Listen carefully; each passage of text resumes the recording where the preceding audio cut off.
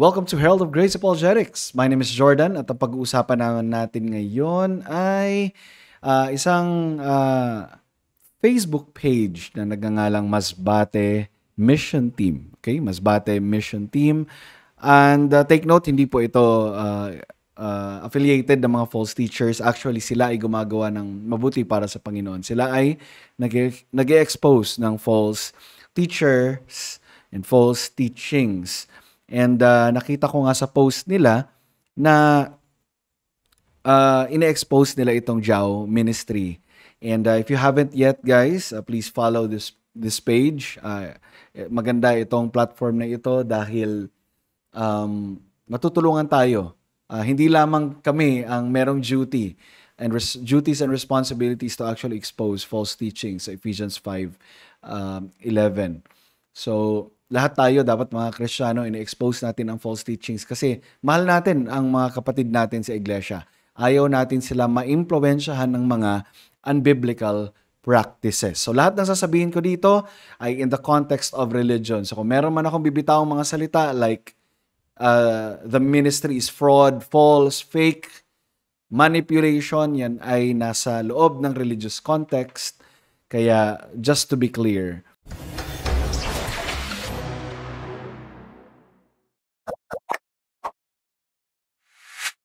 so, ang ine-expose nila itong Jao Ministry. At isa sa mga post nila ay ito. Sabi dito, the same person, kasama din nila sa team with this so-called prophet Jao. This photo was taken here in Masbate. So, all along, kasama siya sa team or kasama siya sa team nila hanggang dito sa Masbate and naslain siya in different events. How come? So, kayo na mga nanonood dyan na followers ng Jao, so this is an important question. How come na naslain siya in the spirit in different events? Kumbaga, assuming na siya ay, merong masamang espiritu sa kanya, and pinalayas na yung masamang espiritu sa kanya, how come na nag-undergo pa rin siya ng deliverance in many events? So how come? So sabi dito, more proof to come. And nagbigay ng warning sa mga readers yan na pag-isipan po natin maigi at suriin po natin ng personal ang kanilang scheme. So yan po yung original na picture. Andito si Jao. At yan po yung zoomed in. Personally, I don't know if siya talaga ito, pero I trust na ito ay tama. Pero itong pinaka maganda sa ginawa ni Masbate Mission Team, nagkaroon siya ng mga comparison na clickable photos para makita natin. And mamaya panoorin din natin yung video kasi ito ata yung na-miss ko sa unang review ko sa kanila. Ang question niya is, nagkataon lang ba? Same polo, belt, shoes, pants. In short, same guy in two different events or two different deliverance. So kahit sa Satan, matatawa sa inyo or sa ginagawa nyo and will tell you, magaling, magaling, magaling. Good job. So even Satan, no, ay papalakpakan sila or pagtatawanan yung ginawa nila. Imagine, same person na deliver in two different events. All of these false prophets have the same schemes. So, mapapaisip ka naman talaga, no? Kung kasama siya sa team ni Jao at na-deliver na sa kanya yung evil, nawala na sa kanya yung evil, na-remove na sa kanya, napalayas na sa kanya yung evil, demonic spirit, sa isang event, alin man doon sa dalawang nauna, bakit mag-undergo pa uli siya ng another deliverance? So, it doesn't make sense, right? Sabi dito, magfa-fasting sila ng ilang araw, may 40 days, may 52 days, may 30 days, and so on. Then on the last day of their fasting or after their fasting, nagkaroon daw sila ng vision na nagpagaling sila. Na nagsasalita sila sa harap ng maraming tao at kung ano-ano pang vision. This is just the same pattern with the founders of other cultic religions. Yes, yes. Totoo talaga ito. Remember when Jesus did his fasting? Na-encounter niya si Satan. But he was not deceived dahil nanatili siya sa katotohanan ng salita ng Panginoon. And now, so Satan and Jesus Christ had a conversation and nagbatuhan sila actually ng scripture. So naging matatag si Jesus at nanindigan sa salita ng Diyos. And now these people are just using the very word of God and the name of our God para pang front lang, masabi lang na sila ay sa Diyos. Sabi daw sa Masbate, in Masbate, ayaw kami. Pastors and leaders, wake up. Huwag po natin hayaan na ang mga tupa na ipinagkatiwala natin sa Panginoon ay maligaw. So merong babala ulit. So examine natin yung yung photo. Ayan. So, ito, event 1. So, alin man dito ang nauna, regardless, ay may kita natin, ito ay 2 different events. May kita natin dito, no? Same polo, belt, shoes, pants, same guy, 2 different events. Dito, sa basketball court, siya ay nag-undergo ng deliverance. Ayan, pinalayas sa kanya ang masamang espiritu. So, dito naman sa kabila, iba naman ang venue. At ganun pa rin, meron pa rin, nag-undergo pa rin siya ng deliverance. Pinalaya sa kanya yung masamang espiritu. So, ilan kayang espiritu yung sumasapi dito sa taong ito para, alam mo yung mag-undergo ng deliverance in many ways. Or di kaya naman, ganito if Zhao, okay, is claiming to be a prophet and has the power to deliver evil or demonic entities sa tao, bakit kailangan mag-undergo ng twice? Is your power, being an apostle, being a prophet, not enough to do that? Assuming na totoo yun, hindi ba sapat ang iyong kapangyarihan na magpalayas? Remember si Jesus Christ, no?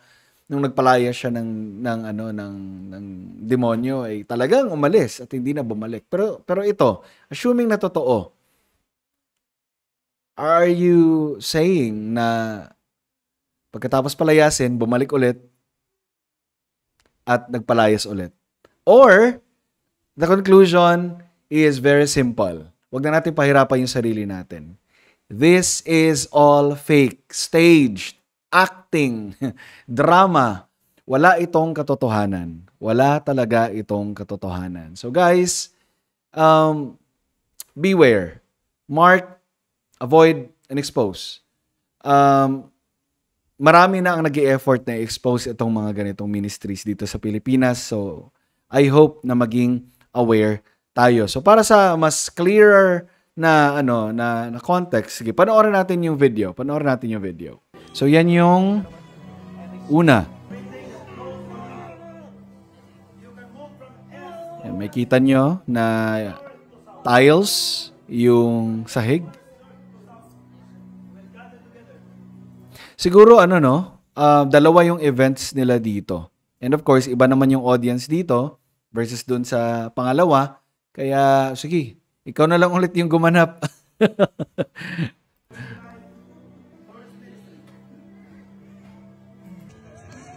Ayan, so ito yung pangalawang event, nasa basketball court na sila. And ito yung sinasabi na kung nag-undergo ka na ng deliverance, first event, bakit mag-undergo ka pa ng another deliverance kung napalayas na sa iyo ang masamang espiritu? So it is either napalayas yung masamang espiritu, bumalik, kaya pinalayas ulit, or wala talagang masamang espiritu. Purely acting lang itong ginagawa talaga nila.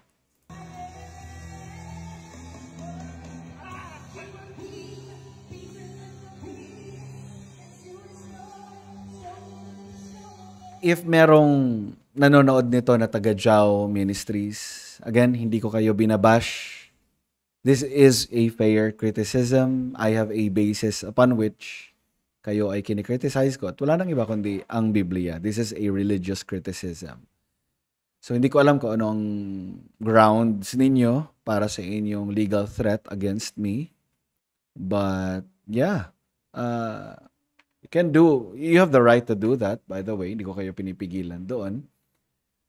Pero sana makita ninyo, if kayo nasa tama, you're welcome to actually have a conversation, meaningful conversation with us, kagaya ng ginagawa ng ibang tao. Pero kung sa tingin ninyo, kayo kasi ay napakataas, ang taas ng pagkakatawag sa inyo, kayo ay apostol. Kaya hindi kayo bumababa at kausapin yung mga ordinaryong lingkod lang ng Panginoon na kagaya namin, no? So, ganun kataas ang tingin ninyo sa mga sarili ninyo. Well, have someone na able na makipag-dialogue sa amin or makipag-usap sa amin regarding sa paniniwala ninyo para naman kahit papano marinig ng mga tao dito sa mga taga-subaybay natin kung ano talaga yung totoo ninyong paninindigan sa inyong pananampalataya. Huwag niyo i-resort sa padima-demanda, no? Kasi even si Apostle Paul would disagree sa mga pagdema-demanda na yan. And sa mga hindi naman followers ng Jao Ministries na nandoon pa lang sa pag-o-observe ng mga bagay-bagay. Nakikita niyo ang ginagawa namin dito sa Herald of Grace na ina-expose namin sila. Timbangin niyo from the scriptures. Tingnan niyo yung salita ng Diyos. 1 Corinthians 14, tingnan niyo kung meron bang order itong ginagawa nila. This is disorder. Chaotic. Walang biblical basis itong ginagawa nila. So, discernment. Again, kung kulang tayo sa immersion ng salita ng Diyos, madali talaga tayong ma-deceive sa ganitong mga practices.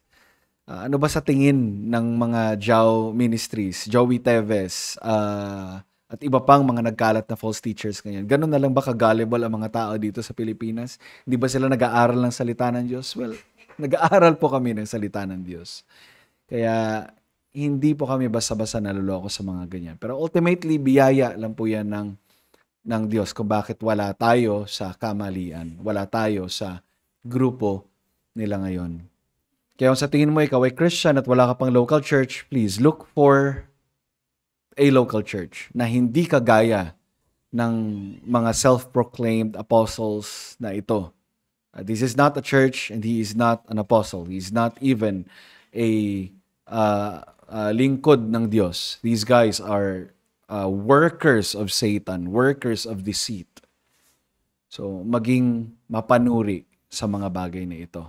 At ang panawagan ko pa rin sa kanila, sa mga false teachers na ito, wala kayo sa katotohanan. Magising kayo. Wala kayo sa katotohanan. Sana dumating ang time na pagsisihan ninyo ang inyong mga panlilinlang sa mga tao, sa maraming tao. Because if you're not gonna do that, you will likewise perish. It's not gonna be good for your soul.